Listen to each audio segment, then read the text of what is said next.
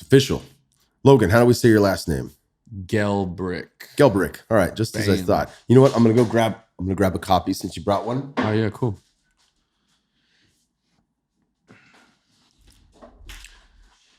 Just finished this one not too long ago, right?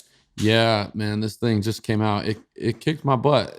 It took about 3.5 years. For people listening, real quick. Yeah. The title is Going Right. Yep. It's a new book authored by yourself. Yeah. It's excellent. So 3.5 years. 3.5 years. I mean, to be fair, if we're gonna let myself off the hook, I was doing quite a few other things. You know what I mean? So multitasking for 3.5 years. You know, but yeah, it kicked my butt. You know, writing a book. To be fair, I wrote it in part because I knew it would extract everything I got, and it sort of over delivered in that category. You know, but you know, I think this is a conversation that is universally important. I'm not really sure what's more important than you know, deciding how you spend your time here. Yeah. You know, like what else do we got? Laundry, you know, like we need to sort this out. And yeah, it's like most things I do these days, it's like begins with a little bit of like spark of dissatisfaction. You know, I got out of sports and was like, what's everybody doing? You know, and it feels like everybody was quitting, whatever that means to them. They were quitting the life they wanted. They're quitting any sort of pursuit of their best self. And they had a lot of reasons to do this. And I'm like, wow, that's interesting, man. So you're going to shut it down right now. And you're going to tell me that it's the smartest thing you could ever do. And so I just sort of observed that after my like little brief athletic career. And I just couldn't unknow how like properly positioned I felt coming after a long pursuit of mastery in something to transfer these skills elsewhere. You know, I just felt like ready for whatever the next thing was.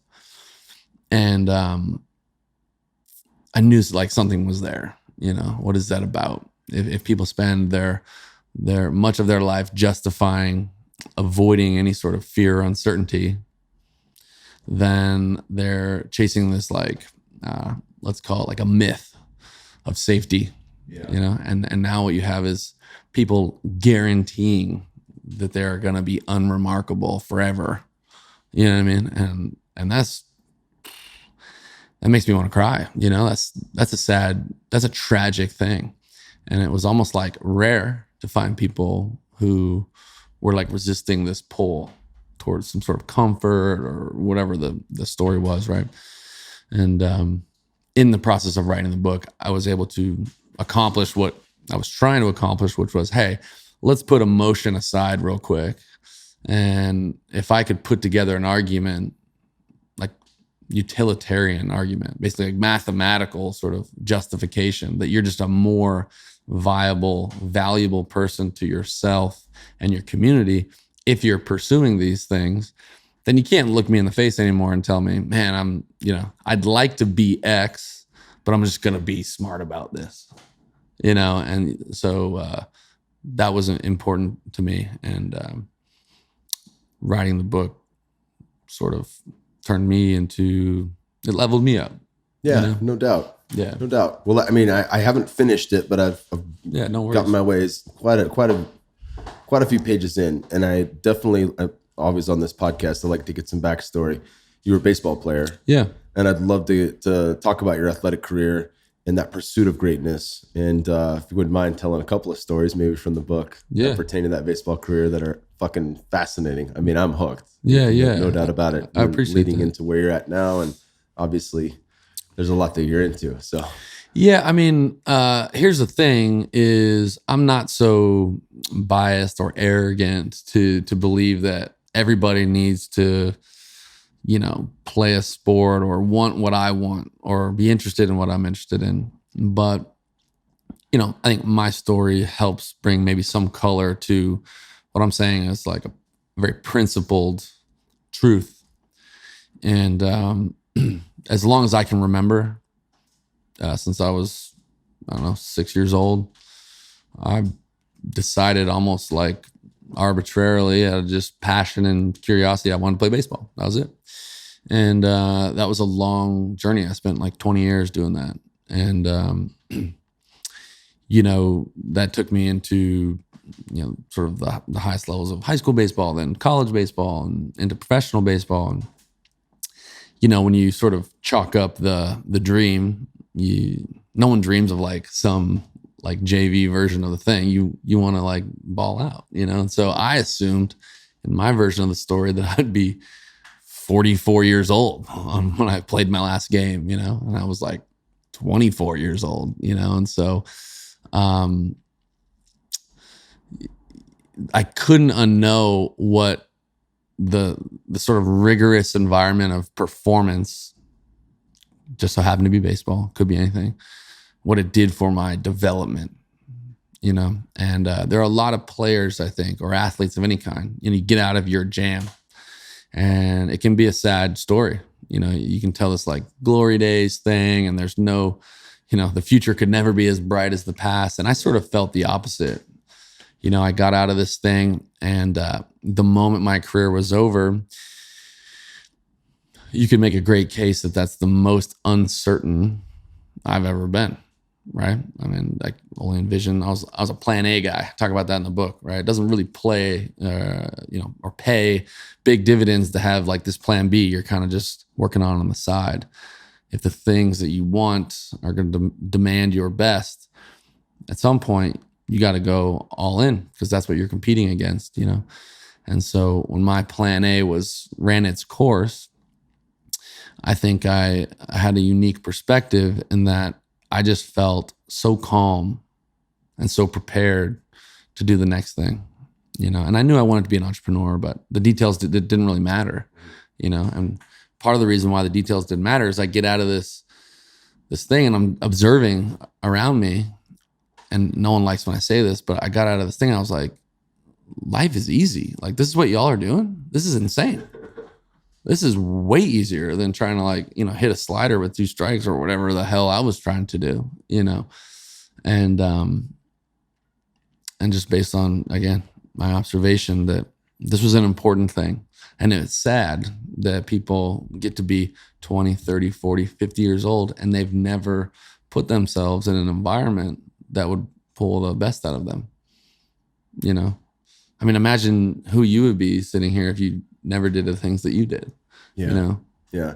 I brought this up on I think a couple different podcasts, but this idea of elders versus olders. And when I brought it up with Paul Chek on one of the many podcasts we've done, he explained the why. So the difference between, and I'll make this brief for those that have heard it before, elders would be the revered.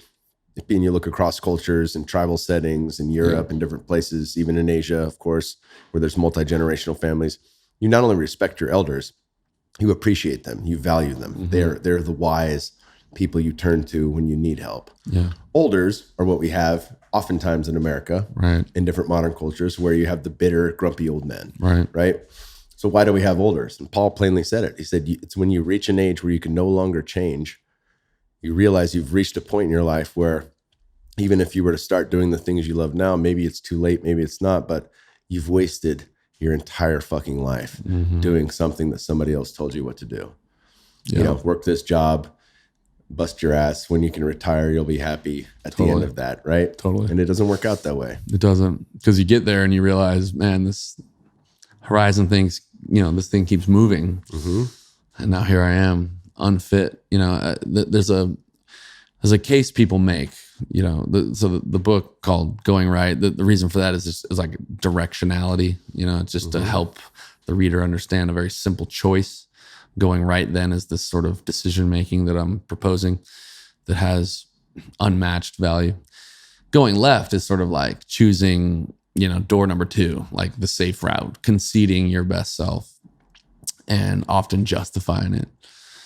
And, you know, one of the things that folks who choose this route, one of the things that they say is, you know, well, it's risky. You know, I mean, think about the choice presented. If our model of decision making, which I'm proposing is broken for most people, is behind door number one is like the ideal. This is what I want out of my life, my relationships, my lifestyle, etc. And it feels scary and uncertain. Door number one. Door number two then feels like this well-traveled, safe, reasonable route. And it feels like a trade-off. And if you're standing in front of these two doors, what you chalk up in your head is that, oh, well, that door number one is just for crazy people and really talented people. And since I'm not that, obviously, hey, my hands are tied here. I got to choose door number two. And what I'm proposing, amongst other things, is that there is uncertainty in both decisions. That's pretend. If you show up marking time unremarkably to your job, your relationships, your whatever it is that you're doing, you're going to get yourself in a spot like you're talking about with these elders, where you're 10, 20, 30, 40, 70 years down the road and the rug gets pulled out from under you. You know, that hot industry that you're working in, because it was a hot industry, is gone. And now you realize, oh, I got to move laterally. Guess who I don't want to hire, hang out with, date, fuck with on any level is an unremarkable motherfucker who has avoided uncertainty at every turn. Congratulations, your certainty is not real, right? And so, you know, the argument that one, there is some safety somewhere is false. And number two, that failure is not really a reason to not do something. You know, like I for sure didn't accomplish my goal, but what I have to show for it is X, Y, and Z, which is serving me. This thing is serving me every single day. Yeah. Right. And it's hard because we're afraid.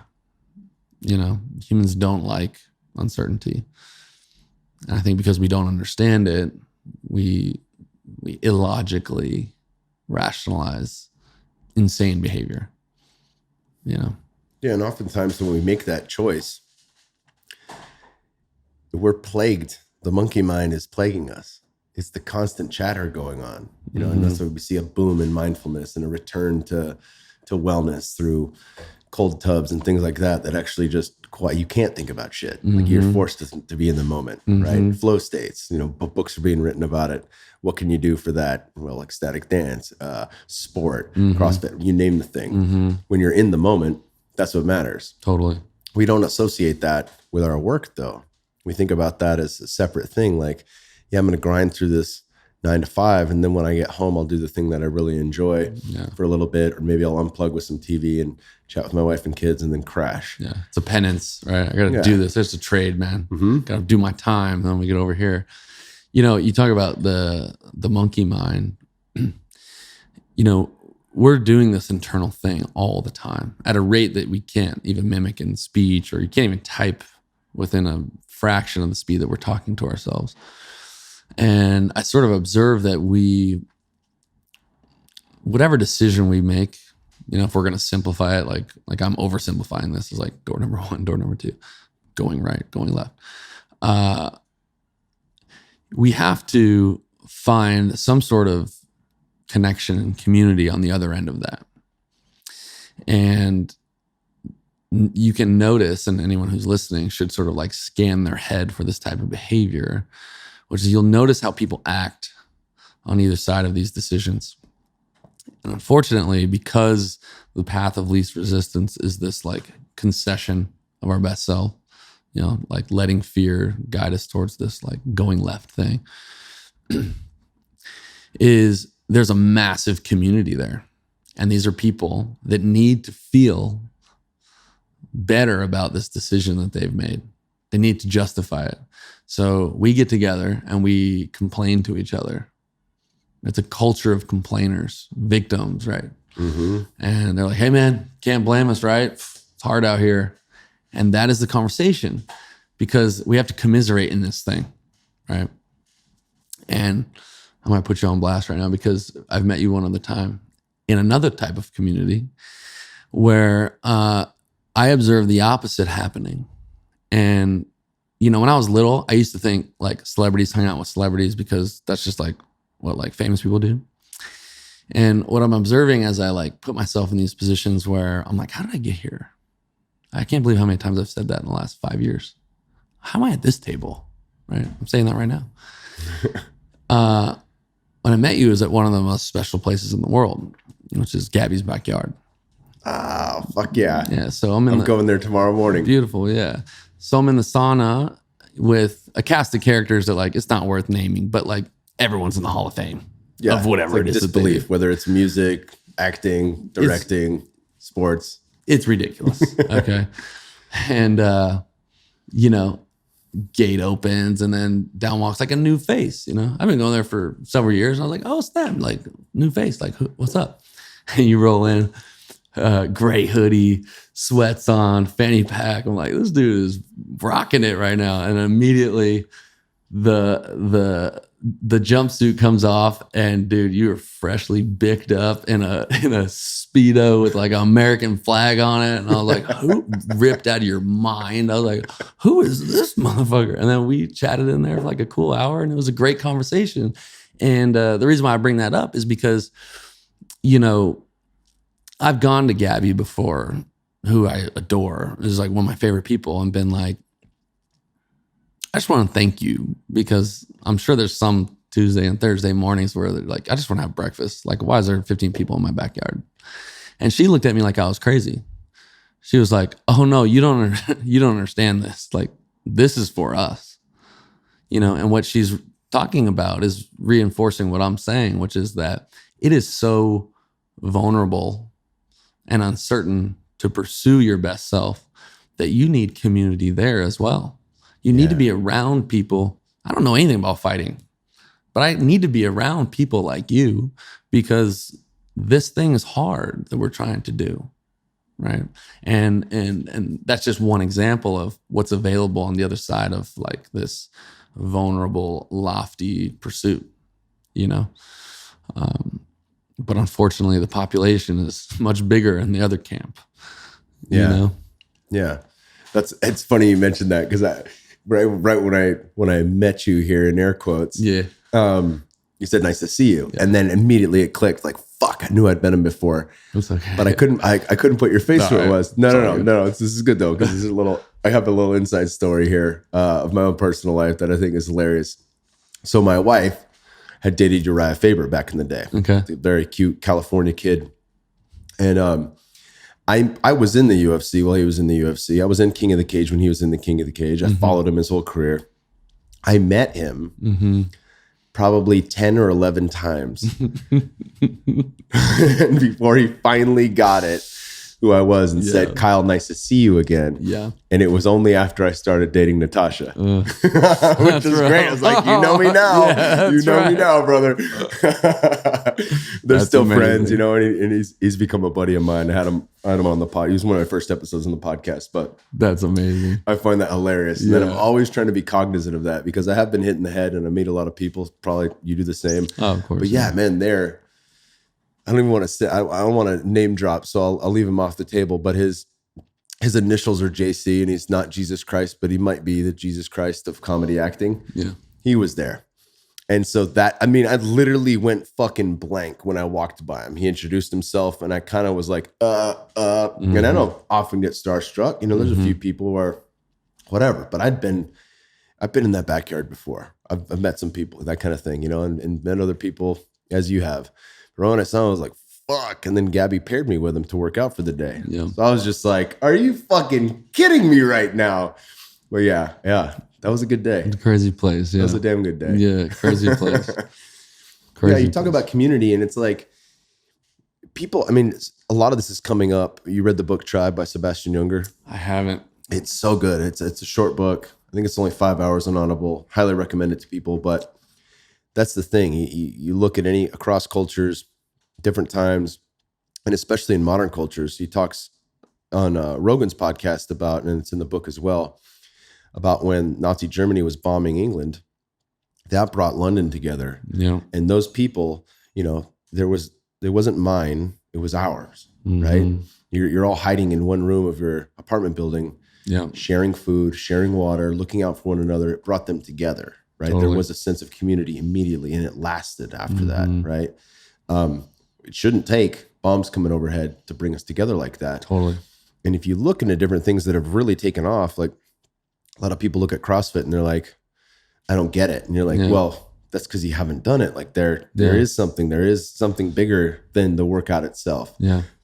Even among paleo circles and things like that. Yeah. There's a sense of community there. Totally. Well, it's the thing that brings us back. And it's hard to picture that in other gym formats, workout formats. I think we see small box gyms like yourself taking off because of that, because that's something it's delivering to people, you know? Yeah, that's context. You know, a good friend of mine, Carl Powley, he's like former gymnast. Yeah. You know Carl, yeah, that's right. Y'all are in NorCal together. Yeah. So like, you know, he has this thing where, you know, he was a Spanish national champion and, you know, unbelievable athlete, had goals to go to the Olympics. You know, that was his dream, and podium and like wear this gold medal. And, you know, anytime you have a goal like that, you see it in your head over and over and over again. And he did this mental experiment, and he talks about this often, but he did this mental experiment where he's like, well, if I go to the Olympic Games and I perform to the best of my ability and receive this gold medal, and he puts himself on the podium and he's bowing down and they're putting this medal over his neck. And then he looks up to an empty stadium and it's like his parents aren't allowed in, his friends aren't allowed in, and there's just no one there. He sort of did the thought experiment of like, well, what does this feel like? You know, and he's like, if I can't share this, if it's just me in a vacuum, it has no real meaning, right? And we're meaning making beings, you know, and this also gets into the book is this is a beautiful asset, and it can be a liability if we don't have an understanding of that, you know. Inside of all of us is like a storyteller, you know, and so how that goes bad is when we sort of create a story when it's not there. You know, we use it to explain things that we can't explain. And a lot of people right now are, you know, they have a lot of reasons why they are sort of running away from what it is that they want, you know? Even the explanation that victims have that keeps them locked into that space. Like that happened a while ago. What are you doing now? You know, like it's not holding you in that space, but up here in your own mind, it is. Yeah. There's a thing too, like, I think if I'm ever misunderstood, it's that I don't care about emotion. It's only this like performance-based thing. And, you know, I use that to have like rigorous arguments, but emotion is important. And there's science there surrounding this victim mentality. If you sort of break down what it is to be a victim, is to sort of choose a deterministic stance, meaning this is not inside of my control. You relinquish control to someone or some other thing that happened upon you.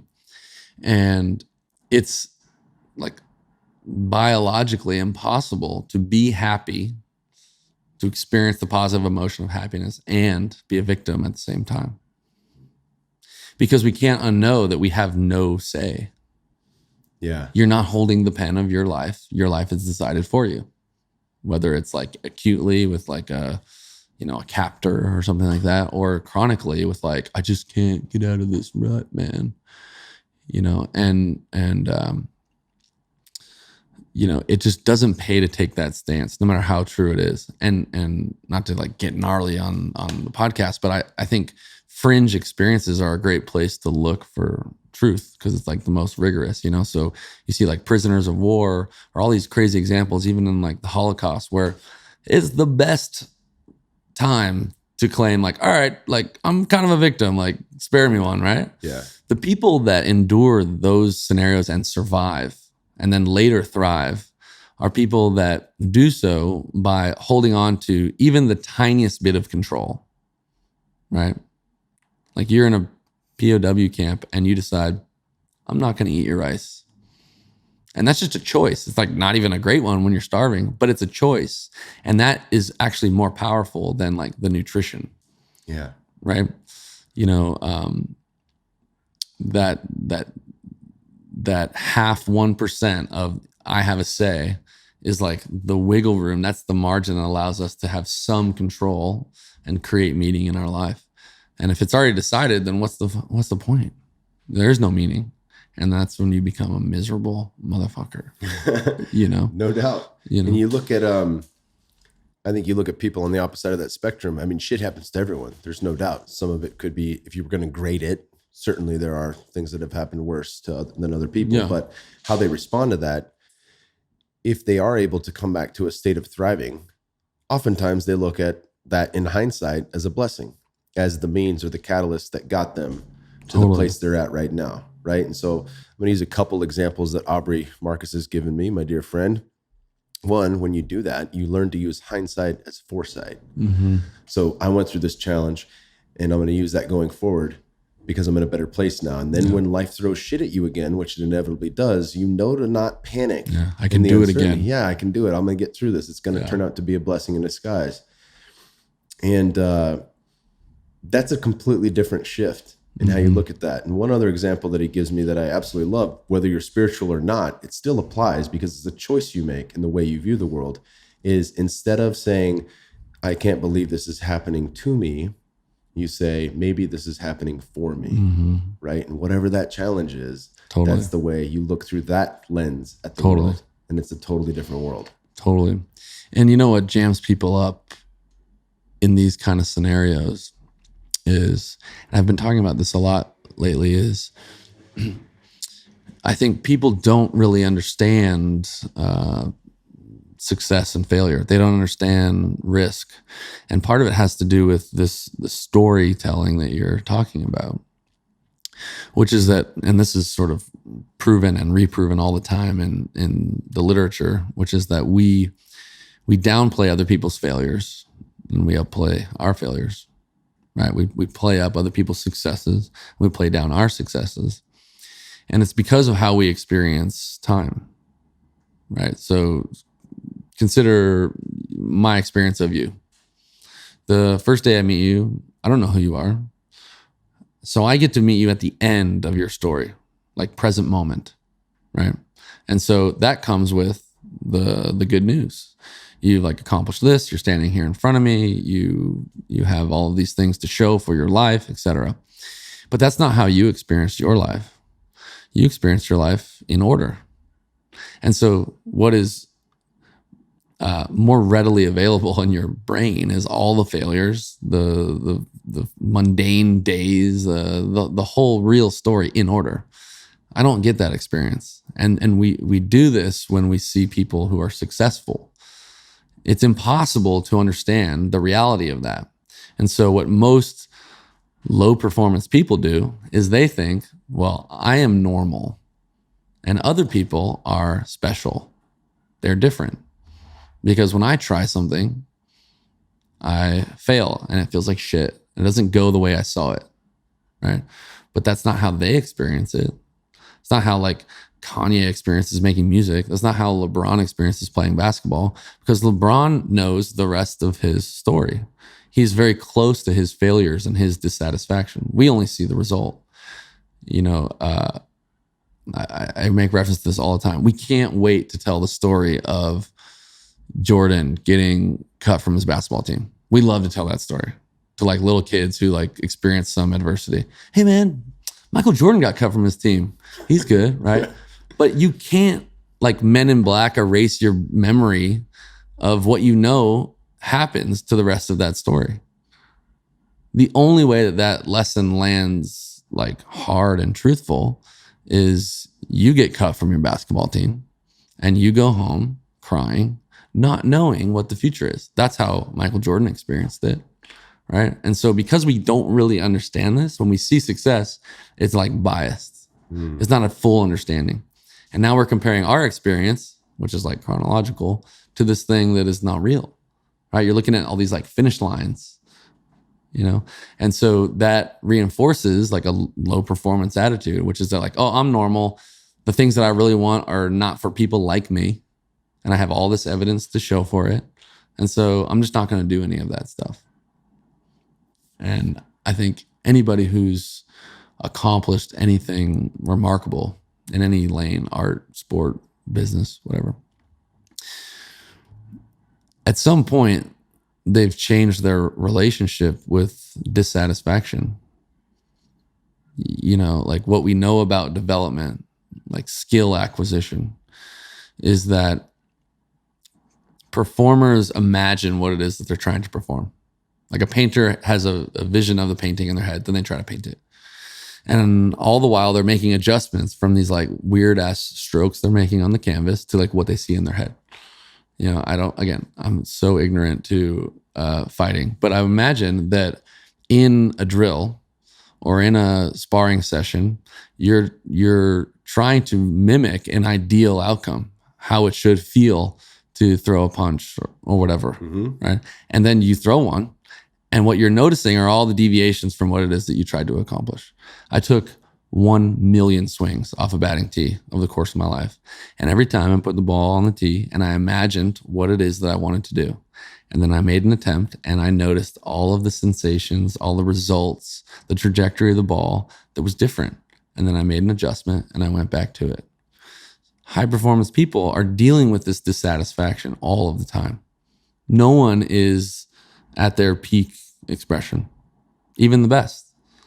You know, Michael Jordan throws up 55 points. He's in the press conference after the game. Dumbass fan watching television like me is like, that's the greatest of all time, being the greatest of all time. His experience is, fuck man, third quarter, turnover, missed that one pass to my boy Pippen, right? Brick times 11, however many shots he missed, right? Yeah. And I don't think people understand that. I really don't. I think that they think excellent people experience excellence and that they are a normal person and they experience dissatisfaction. So I'm not going to play the game and I'm going to go over here and you can't blame me for it. Fuck. It's horrible, you know? And I don't think we have a choice. I don't think any of us can afford not to walk a line that is going to show us our best self. Yeah. You know? You think of the things that really, I mean, I just did an interview with Max Lugavere on his podcast, The Genius Life. And he was asking me what my favorite biohacks are, which is a funny word, but we took a deeper dive into that, most of which, you know, have to do with sleep and regular shit, getting sunlight, those kind of things. But really, it's about leaning into the things that make you uncomfortable. I mean, Tim Ferriss talked about that, how he'd order a coffee and lay down in Starbucks. Yeah. Get weird, to right? Inoculate himself. Yeah, just so he could feel that awkwardness. And the Japanese samurai warrior wore a pink tunic, so he could really learn what embarrassment actually was. And we shy away from that. We want 72 degrees everywhere we go. Yeah. You know, we shy away from discomfort. Wherein Wim Hof's talked about this a lot. Like when you have an ability to withstand the cold and knowingly say yes to it, same thing we're doing at Gabby and Laird's. And we're rotating from 33 degree cold to 220 degrees hot in that sauna, back and forth for 3 rounds before or after the workout starts. Yeah. You know, when you can say yes to that and sit in there and deal with that, that has the ability to fucking transfer into everything you do in life. Yeah. And that's the paradox, right? It's like, well, we think we want this result that feels good. And what is like characteristically needed in development is this like stretch beyond self, right? Because, you know, what is it about earning the skill of, say, like a Michael Jordan and playing against an 8-year-old? There's no joy in that. It's boring, right? And this is sort of like, if you ever see the concept of flow in terms of arousal before, it's sort of like a graph. And there's on one axis is like your level of preparation. And on the other axis is the level of challenge, right? So with peak preparation, you're Michael Jordan of whatever it is that you do. And minimal challenge, playing against an 8-year-old, it's boring. The level of arousal is too low. right? Flip the script. You're me, fucking dog shit at basketball, right? Zero preparation. Level of challenge, playing one-on-one against Michael Jordan. I mean, despite like the Instagram life of like, yeah, I'll play it against him or whatever goes on, that is too overwhelming. It's completely overwhelming. I can experience no flow, no happiness, no joy in this experience. But there's a sweet spot. And ironically, it's where we perform our best, which is if you just max out your preparation and continually put yourself in a challenge that stretches that capacity, this is the optimal level of arousal for our peak performances or flow, right? And so, you know, in our brain, it feels like one day this will be easy. And it's like, no. This is supposed to be at our edge. Hell yeah. Right? I love that. Yeah, that's exactly it.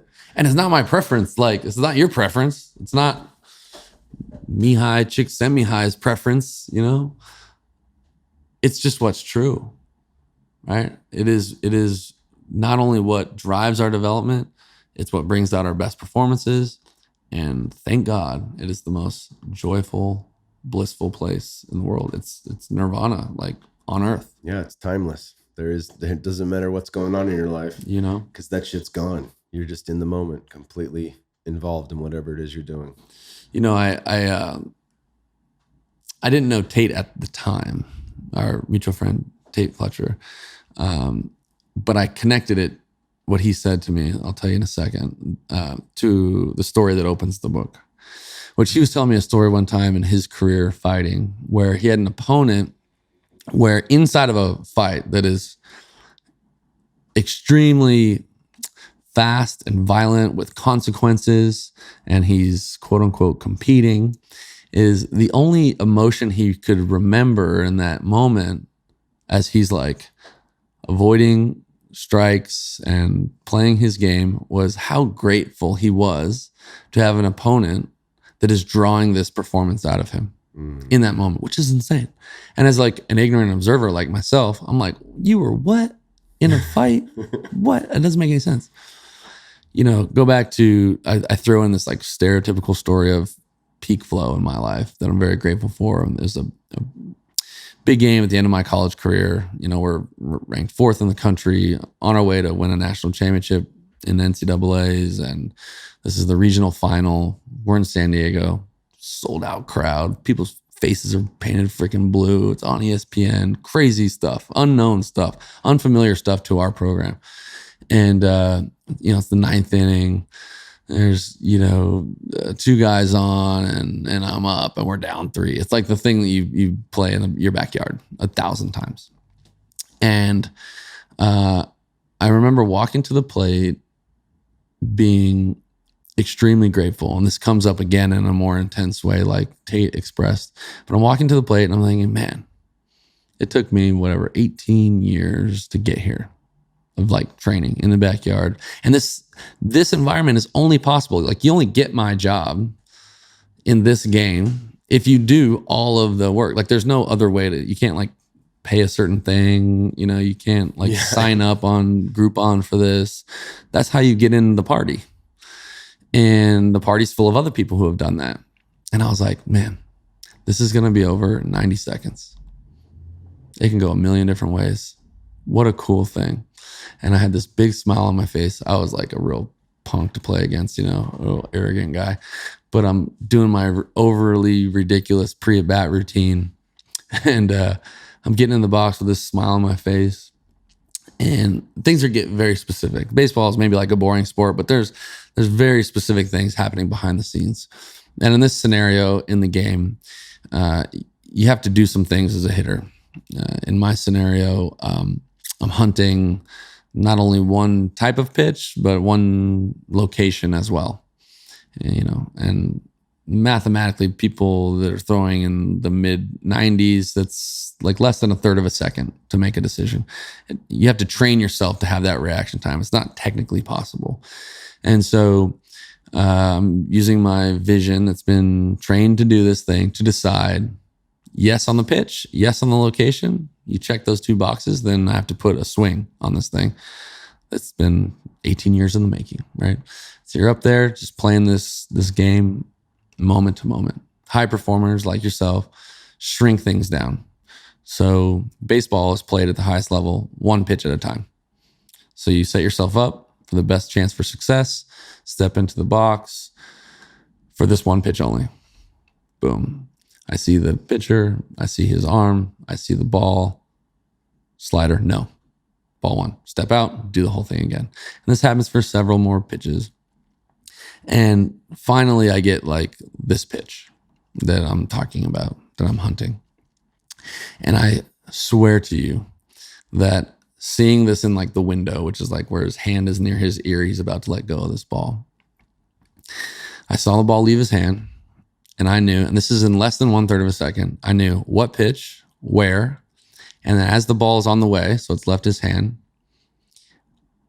and I'm like, I got like tears in my eyes almost at this point, telling the story. I thought how grateful I was for what was about to happen. I don't know how that's possible. And less than 1/3 of a second later, I put a swing on this ball and time slowed down, obviously enough for me to be like, wow, would you look at that? Here's a 95-mile-an-hour fastball, exactly where I want it. And I think that in a moment, I'm probably going to swing and I'm going to save my boys' season right now. That fast. All of those emotions, put a swing on it, hit a ball a mile out to right field, home run. It was gone before I touched first base, and I round second base, and my brothers are empty in the dugout, and we're doing this thing. And it was the same thing that Tate talked about. And you only get that experience, not that it's about the home run or the fight or whatever. You only get that sort of gratitude, joy, peak expression experience if you put yourself in the environment and you build that level of preparation that it takes to sync up this level of arousal for magic, you know? And holy fuck, what a gift. Fuck yeah, brother. You know? Yeah, it really is. And I think an observer could be like, well, what does that have to do with today? And, you know, there's nothing about, I could talk to you for 2 hours about how to increase your pop time, throwing a runner out at second base, or, you know, how to hold a bat, or a bunch of shit that doesn't matter. But I'll tell you what, I believe that it's through specific indoctrination into these long, arduous pursuits that lead us to general capacities. Much better than understanding generally these things and trying to apply them specifically. And if that sounds like heady, think about it this way. What do you think is a more valuable understanding of, let's say, discipline? If I read all of the literature on discipline, interviewed a bunch of people, say, hey man, like give me 20 minutes of your time. Thoughts on discipline. You think it's better or worse than not discipline? And I'm like writing this down. Cool, awesome story. Yeah, cool. Read this book on discipline. Here, read this biography. Meet this person, etc. And now I go out in my life. I'm like, discipline sounds like a good thing to have. You got it down. I'm gonna just roll this shit out into my next venture. Or do you learn discipline in a highly specific application, one that's rigorous, one that holds you to the fire, one that has consequences? I think you can learn discipline in war or art or sport or whatever, and now you can go on to anything else. I'm like, you want to talk about discipline? Let me talk about discipline, you know? And there's something about that specific pursuit where you have like real skin in the game rather than doing this thing, making reference to door number 2, where it's like, well, I'm not going to be vulnerable in any way. I'm not going to put myself in a position to fail in any way, but I'm going to like life hack or fucking Tim Ferriss podcast my way to the thing. Ultimately, you need to take that and do something, right? And that's like where we realize like life isn't hypothetical, you know? At some point, you know deep down that you're a more compelling partner, business person, podcast host, any of the lanes of your life, you are more fit for that task because you have held yourself to a very specific, lofty pursuit. Yeah. And I don't know anything about your career. I don't need to know anything about the details of your career to also know that there's probably a lot of dissatisfaction in there. No doubt. You're like, there's no way I was the best I could have been. Mm-hmm. Michael Jordan's on a golf course right now saying the exact same thing. He's like, yo, all those weird years at the Wizards, like, what was that? You know? Yeah. He's doing the same thing. But what I'm saying is what you have to show for it is irreplaceable. You can't get it any other way. Agreed. 100%, brother. Yeah. Well, fuck yeah, man. It's been great having you on. Yeah, sorry, I just rambled. We'll link to this book, Going Right. Yeah, man. In the show notes. Where can people find you online? Oh, man, I'm on the internet. My handle's like @functionalcoach, Instagram, Twitter. My gym, DEUCE Gym. There's 3 in LA. DEUCEGym.com. It's a blog every day. It's like a 2-minute read that has nothing to do with push-ups. That'll change your life. You know, and yeah, I have a lot of seminars I teach around the world and education online for developing the craft of coaching and leadership and entrepreneurship. That's all at holdthestandard.com. Awesome, brother. We'll link all that in the show notes. Thank you so much for coming on. Thank you, man. I appreciate it. This was fun. Awesome, brother. Thanks.